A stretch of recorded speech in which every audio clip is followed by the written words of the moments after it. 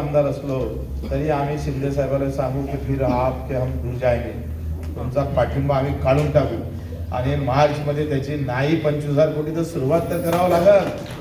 कारण आता 1400 कोटीमध्ये तर 1000 कोटी तर कर्मचाऱ्याच्या पगारासाठीच गेले, 200 कोटी व्यवस्थापनासाठी गेले, 200 कोटी आमच्या दिव्यांगासाठी आहे. तर असं होणार नाही. आपण यासाठी पण बघणार आहोत.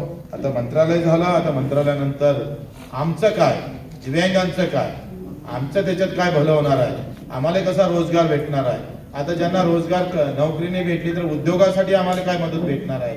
आणि या सगळ्या गोष्टीसाठी चौफेर काम करणं गरजेचं आहे. गेल्या 75व्या वर्षापर्यंत आपण दिव्यांगासाठी काही जास्त करू शकलो नाही. जीवन देऊन काय एज्युकेशन त्याच्यापुढे आम्ही रोजगाराचा कार्यक्रम राबवला नाही, पुनर्वसनाच्या बाबतीत आम्ही काय खास काम केलं नाही. अनेक गोष्टी ज्या करायला पाहिजे त्या होऊ शकल्या नाही. त्यासाठी आपल्याला समोर अतिशय मला वाटतं 2-3 महिन्यामध्ये आपण चांगले रिझल्ट, मला वाटते रोजगाराच्या बाबतीत असेल, एज्युकेशनमध्ये असेल आणि हेल्थमध्ये, यामध्ये आपण फार चांगलं काम करू.